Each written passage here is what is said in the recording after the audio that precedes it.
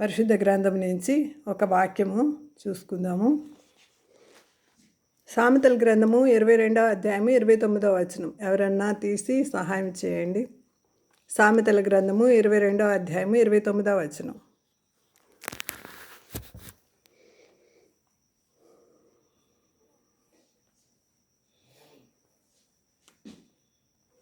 నేనే చదువుతున్నాను.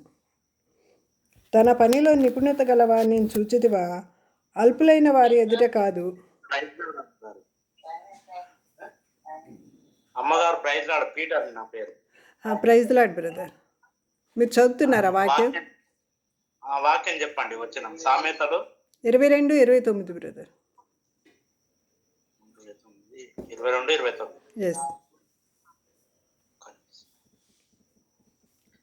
తన పనిలో నిపుణత గలవాణిని చూచితివా, అల్పులైన వారి ఎదుట కాదు, వాడు రాజుల ఎదుటనే నిలుచును. Praise the lord. తన పనిలో నిపుణత అంటే స్కిల్, మంచి స్కిల్ఫుల్ వర్కర్గా ఉంటే కనుక దేవుడు గుర్తిస్తాడంట. తన పనిలో నిపుణత గలవాని చూచితివా, అల్పులైన వారి ఎదుట కాదు, వాడు రాజుల ఎదుటనే నిలబడతాడంట. దేవుని వాక్యం సెలవిస్తుంది. అలాంటి నిపుణత గల వాణిని ఈరోజు ఇద్దరిని బైబిల్ గ్రంథంలో నుంచి మీకు చూపించడానికి నేను ఇష్టపడుతున్నాను.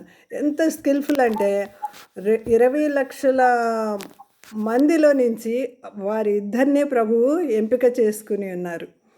ఇశ్రాయేలీలు ఐగుప్తు బానిసత్వం నుంచి విడిపించబడినప్పుడు వారు వచ్చిన తర్వాత వారిని నడిపిస్తూ ఎర్ర సముద్రాన్ని దాటించారు, మన్నాతో పోషించారు, అనేక అద్భుతాలు జరిగించారు ప్రభువారు. మనకు తెలుసు ఆ విషయాలు. దాని తర్వాత 10 ఆజ్ఞలు ఇచ్చారు. అది అయిపోయిన తర్వాత కూడా ఇంకా ధర్మశాస్త్రాన్ని కూడా ఇచ్చారు. 10 ఆజ్ఞలు ఒకటే కాదు, ఇంకా మిగతా ఎన్నో ఆజ్ఞలు ఇచ్చారన్నమాట. ధర్మశాస్త్రాన్ని ఇచ్చి దాన్ని అనుసరించి నడుచుకోవాలని చెప్పారు. అప్పుడు ఒక మందిరాన్ని కూడా కట్టమని చెప్పారు ప్రభువారు. చెప్పినప్పుడు ఆ మందిరం కట్టడానికి ఒక స్కిల్ఫుల్ వర్కర్స్ని ఆయన ఎంపిక చేసుకున్నారు. మంచి నైపుణ్యత గల వారిని ఇద్దరిని ఎంపిక చేసుకున్నారు. వారి పేరు బెసలేలు అహోలియాబు. ఒకసారి అందరు చెప్పండి, మీట్లో ఉండి కూడాని ఒకసారి పలకాలి. ఈ పేర్లు ఎక్కువగా మనకు కనిపించవు, అందుకనే ఒకసారి చెప్పాలి అని అంటున్నా. బెసలేలు అహోలియాబు అనే వారిని ఎంపిక చేసుకున్నారు. ఎంతమందిలో ఎంపిక చేసుకున్నారు? ఎవరైనా ఇంటర్వ్యూకి వెళ్తే 100 మందిలో మేము సెలెక్ట్ అయ్యామండి, 200 మందిలో మేము సెలెక్ట్ అయ్యామండి, మమ్మల్ని ఒక్కళ్ళనే సెలెక్ట్ చేసుకున్నారని చాలామంది చెప్తూ ఉంటారు కదా. అలా కాదండి, 20 లక్షల మందిలో వారిని సెలెక్ట్ చేసుకున్నారు. దేవుడు ఎంత ప్రత్యేకంగా వారిని చూశారంటే, వారు ఎలా ఉన్నారంటే, ఒకసారి 1 తిమోతి పత్రిక 4వ అధ్యాయంలో ఒక మాటలు ఉంటాయి. ఎవరన్నా తీసి చదవండి త్వరగా. 1 తిమోతి పత్రిక 4వ అధ్యాయము.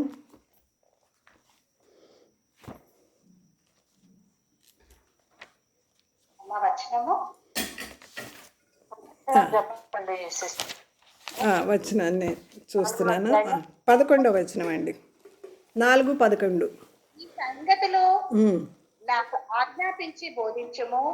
నీ యవ్వనమును బట్టి ఎవడును నిన్ను తృణీకరింపనీయకుము గాని, మాటలోను, ప్రవర్తనలోను, ప్రేమలోను, విశ్వాసములోను, పవిత్రలోను విశ్వాసులకు మాదిరిగా ఉండుము. అసలు ఎంత గొప్ప మాటలండి. నేను మాటికి చదువుకునే మాటలు. మనం క్రైస్తవులమైన మనం ఇది చెక్ లిస్ట్గా పెట్టుకోవాలండి. ఏమని అంటున్నాడంటే, తిమోతికి రాస్తూ పౌలు ఏమంటున్నాడంటే, ఈ సంగతులు ఆజ్ఞాపించి బోధించము, యవ్వనమును బట్టి ఎవడును తృణీకరింపనీయకము, కానీ నువ్వు ఎలా ఉండాలి? మాటలోను, ప్రవర్తనలోను, ప్రేమలోను, విశ్వాసములోను, పవిత్రతలోను విశ్వాసులకు మాదిరిగా ఉండాలి. మరి ఒకరు చదువుతారా ఈ మాటలు మనకు వచ్చేయాల. ఈ వాక్యం అయ్యేలోపు ఈ మాటలు మనకు వచ్చేయాల. ఈ 5 కనుక మనం పట్టుకున్నట్లయితే క్రైస్తవులైన వారము. ఇంకొకరు చదవండి. నీ యవ్వనం బట్టి ఎవడును నిన్ను తృణీకరింపనీయకుము గాని, మాటలోను, ప్రవర్తనలోను,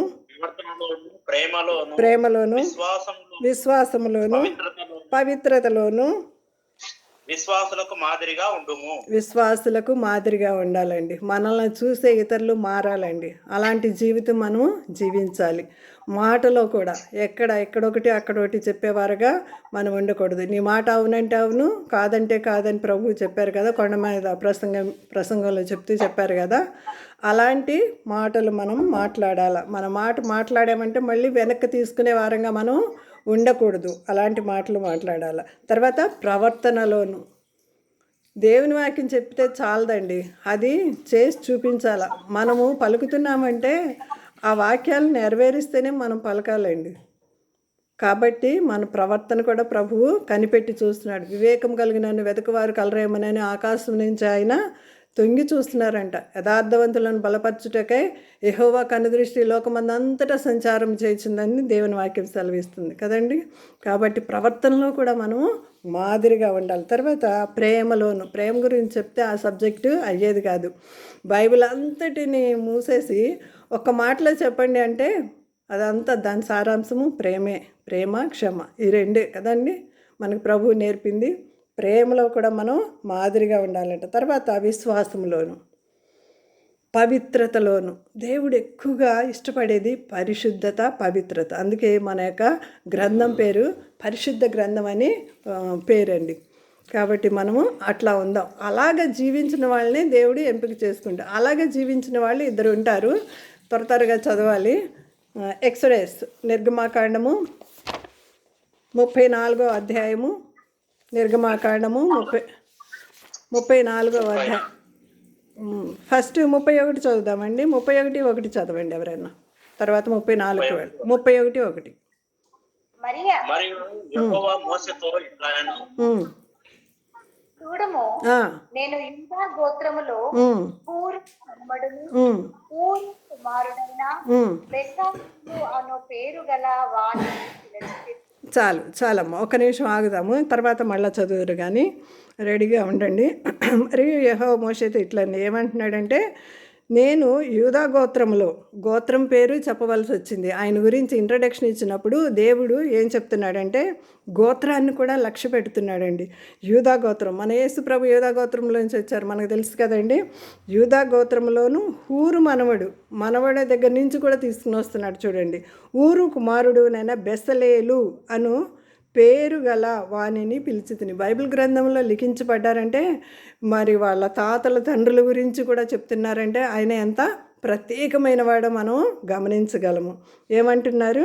నేను యూదా గోత్రంలో ఊరు మనవడు. యూదా గోత్రము చెప్పాను కదండి, యేసు ప్రభు వచ్చిన యూదా గోత్రం గురించి ఇప్పుడు మనం చదివినట్లయితే మరి యాకోబు అంటే లాస్ట్ స్టేజ్ మాటలు చెప్తూ యూదా గోత్రాన్ని దీవిస్తూ ఒక చక్కని మాటలు ఉంటాయి, తర్వాత మీరు చదువుకోండి. అక్కడ యాకోబు కూడా చెప్తాడు. దాని తర్వాత ద్వితీయోపదేశ కాండంలో కూడా మోషే చనిపోయే ముందు, నేను ఈ మధ్య మొత్తం కాండాలన్నీ చదివేశాను, మరలా నేను రిపీట్ చేస్తున్నాను కదా వాక్యాన్ని. 1 yearకి ఒకసారి బైబిల్ కంప్లీట్ చేయటము నేను అలవాటుగా పెట్టుకుని ఉన్నాను, అది నాకు ఆశ అనమాట. అయితే ద్వితీయోపదేశ కాండంలో కూడా నీ మోషే చనిపోయే ముందు ఆయన కూడా కొన్ని మాటలు చెప్తారు, అందరినీ బ్లెస్ చేస్తూ. ఆయన కూడా అక్కడ యూదా గోత్రం గురించి చక్కని మాటలు చెప్పారు. దేవుని అంటే వాక్యము ఇంట్రెస్ట్ ఉన్న వాళ్ళు దాని తర్వాత చదువుకోవచ్చు. యూదా గోత్రంలో ఊరు మనవడు. ఊరు అంటే మనకి ఎవరన్నా గుర్తుకొస్తున్నారా? ఊరు అంటే మనకి గుర్తుకు రావాలండి. మరి అమాలేకీలను జయించేటప్పుడు యుద్ధం ఫస్ట్ టైము మరి వీరందరూ క్రాస్ చేసి, ఇశ్రాయేలీలు ఎర్ర సముద్రాన్ని క్రాస్ చేసి మరి వస్తున్నప్పుడు కొంతమంది రానివ్వలేదండి. అప్పుడు అమాలేకీలు ఫస్ట్ యుద్ధం అనమాట. ఇశ్రాయేలీలు అప్పటి వరకు బానిసలుగా బ్రతికి వారు సిట్ అంటే సిట్, స్టాండ్ అంటే స్టాండ్, మనకు తెలుసు కదండి అక్కడ ఎంత బానిసత్వంలో నలిగిపోయారు. ఇనుప కొలిమిలో నలిగిపోయినటువంటి ఇశ్రాయేల్ని బయటికి తీసుకొచ్చినప్పుడు కొన్ని దేశాలు క్రాస్ చేసి వెళ్తున్నప్పుడు ఇక్కడ ఆగిపోవాల్సి వచ్చిందండి. నిర్గమాకాండము 17వ అధ్యాయము. ఇక్కడ ఫస్ట్ వీళ్ళకి వారు జరుగుతుందండి. వాళ్ళని జయించడానికి దేవుడిని అడుగుతారు అనమాట. ఈ వారు ఎలాగ జరుగుతుందో చూడండి. కొండపైనేమో మోషే ప్రార్థిస్తూ చేతులెత్తి ప్రార్థిస్తాడు. కొండ కింద యెహోషువ ఏమో చదవమ్మా 17వ అధ్యాయము 8వ వచనం ఒకసారి చదవండి. 8వ వచనం ఒకసారి. అమాలేకులు వచ్చి రెఫీములో ఇశ్రాయేలుతో యుద్ధము చేయగా మోషే యెహోషువతో మన కొరకు మనుషులను ఏర్పరచి వారిని తీసుకొని తీసుకుని బయలుదేరి వెళ్ళి అమాలేకీయులతో యుద్ధము చేయము. చాలు. నేను దేవుని కర్రను చేత పట్టుకుని ఆ కొండ శిఖరము మీద నిలిచేదను. యెహోషువ మోషే తనతో చెప్పినట్టు చూసి అమాలేకీయులతో యుద్ధమాడెను. మోషే అహరోను హూరు అనువారు ఆ కొండ శిఖరమెక్కిరి. చాలమ్మా. ఇక్కడ హూరు కనిపిస్తున్నాడు కదా మనకి. ఈ హూరు మనవడంట బెసలేలు గురించి ఈరోజు నేను దేవుని వాక్యం చెప్తున్నాను. ఈ బెసలేలు హూరు మనవడంట. హూరు అంటే ఎవరంటే మనం చూసినట్లయితే దైవ గ్రంథంలో తర్వాత ఇంకెవరు చెయ్య పైకెత్తారు? అహరోను కూడా చెయ్య పైకెత్తి తర్వాత అంటే మోషే చాలాసేపు చేతులెత్తి ప్రార్థించినప్పుడు వాళ్ళు గెలుస్తున్నారు. కింద యెహోషువ యుద్ధం చేస్తున్నాడు, గెలుస్తున్నారు. మోషే పొద్దునుంచి సాయంత్రం వరకు చేతులెత్తి మనం 5 నిమిషాలు వర్షిప్ చేయమంటే ఎత్తగలమండి? బ్లడ్ సర్క్యులేషన్ ఉండదు, ఇంకా నీరసించిపోద్ది. ఇంకెప్పుడు చేతులు కిందకి దించి ఒక్క 5 నిమిషాలకే మనకు అట్లా అనిపిస్తుంది. మహా అయితే ఒక అరగంట లేకపోతే గంట. ఆయన పొద్దున్నుంచి సాయంత్రం వరకు ఇంకా ఆయనకి బ్లడ్ సర్క్యులేషన్ లేక ఆయన చేతులు సహకరించగా జారిపోయి కింద పెట్టుకుంటే వాళ్ళు ఓడిపోతున్నారంట. అందుకని ఏం చేశారంటే హూరు ఒక పక్కన, అహరోను ఒక ప్రక్కన ఆయన చేతులను బలపరిచి చేతులు పైకెత్తి ప్రార్థించినప్పుడు తిమోతి పత్రికలో ఒక చోట ఒక మాట ఉంటుంది, చేతులు పైకెత్తి ప్రార్థించినప్పుడు. అందుకని మనం కూడా కదా, మన పాస్ట్ గారు కూడా ఎక్కువగా చేతులు పైకెత్తి వర్షిప్ చేస్తూ ఉంటారు. ప్రతి ఒక్క ప్రార్థనలోనూ ఆయనకి వర్షిప్ ఉంటుంది. 2 పాటలు వర్షిప్ సాంగ్స్ ఉంటాయి అన్నమాట. చేతులు పైకెత్తారు. ఇప్పుడు మోషే చేతులే మాత్రమే కాకుండా ఇంకెవరి చేతులు కూడా పైకెత్తబడి 6 చేతులండి, 2 చేతులు కాదు, ఇప్పుడు 6 చేతులు పైకెత్తి ప్రార్థిస్తున్నారు. మోషే ప్రార్థిస్తుంటే వీళ్ళు అటు ఇటు చూస్తారా? చేయరు కదండి. మోషే ఒక మాదిరి జీవితం జీవించాడు కాబట్టి ఇప్పుడు ఈ హూరు మనవడుని మరి అహరోను కూడాని 6 చేతులు పైకెత్తి ప్రార్థన చేసినప్పుడు యెహోషువ కింద యుద్ధం చేసిన ఎవరిది కష్టమండి? యుద్ధం చేసే వాళ్ళది కష్టమా, చేతులు ఎత్తి ప్రార్థన చేసే వాళ్ళది కష్టం? ఒకసారి చెప్పండి. ఎవరిది కష్టమంటే మోషే ప్రార్థించినప్పుడే వాళ్ళు గెలిచారు. ఇదే కష్టమండి. ప్రార్థనకి ఎన్ని ఆటంకాలు వస్తాయి. మనం చేద్దాం ప్రార్థన అనుకుంటాం కదా, చాలాసార్లు ఇంత సమయం అని పెట్టుకుంటూ ఉంటాం, కానీ ఆ సమయానికి మనం కూర్చోము. ఇంత టైం 1 గంట 2 గంటలు దేవునికి దశంభాగం 2.5 hours ఇవ్వాలి అని అనుకుంటాం, కానీ ఇవ్వము. ప్రార్థన చేయటమే కష్టం. ఎందుకంటే సాతానికి ఇష్టం లేని పని అదే. సాతాను ఏయో ఒకటి మనకి పనులు కల్పించేసి ప్రార్థన చేయనివ్వకుండా చేస్తుందండి. అలాంటి వంశంలో నుంచి వచ్చాడు. మనం మళ్ళీ 31కి వెళదాం రండి. అతని గురించి ఊరు గురించి చూపించడం కోసం నేను అది చెప్పాను. మళ్ళీ అటు డైవర్ట్ అయిపోకుండా మనం ఊరు మా కుమారుడును బెసలేలు అను పేరు గలవానిని పిలిచి తిని. దేవుడు అన్ని లక్షల మందిలో నుంచి బెసలేలుని పిలిచాడు. అతను ఎంత మాటలోనూ ప్రవర్తనలోనూ విశ్వాసంలోనూ ప్రేమలోనూ అనేకులకి మాదిరిగా ఉన్నాడేమో బహుశా. అందుకని దేవుడు ఆయన్ని ఇష్టపడ్డాడు, ఆయన్ని పిలిచాడు. అతను ఎలాంటి వాడంటే 3వ వచనం చదవండి ఎవరైనా. 31:3 నిర్గమాకాండము 31:3. విచిత్రమైన పనులను కల్పించుటకును బంగారుతోను వెండితోను ఇత్తడితోను పని చేయుటకు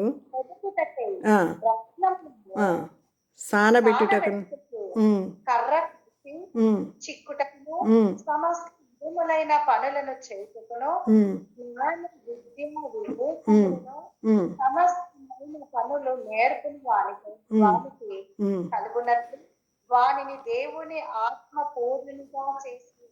ఆమేన్. ఎంత గొప్ప ఆధిక్యత ఇచ్చాడండి. దేవుడే ఇచ్చాడంట. ఎలాంటి చిత్రమైన పనులు కల్పించడానికి బంగారుతోను వెండితోను ఇత్తడితోనూ పని చేయుటకు పొదుగుటకై రత్నములు సానబెట్టుటకు కర్ర కోసి చెక్కుటకు సమస్త విధములైన పనులు చేయుటకును జ్ఞాన విద్య వివేకములను సమస్తమైన పనుల నేర్పును వాని కలుగునట్లు వానిని దేవుని ఆత్మ పూర్ణనిగా చేసి ఉన్నాను. దేవుడే చేశాడండి. నువ్వెప్పుడైతే దేవుని దగ్గరకు వచ్చి దేవా నాకు జ్ఞానం కొదుగుంది ఇవ్వు అని అడిగితే దేవుడు తప్పకుండా ఇస్తాడు.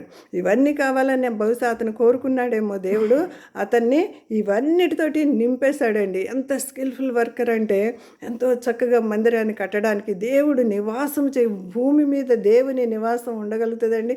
ఎంత పెద్ద మందిరం కట్టినా ఆయన నివసించ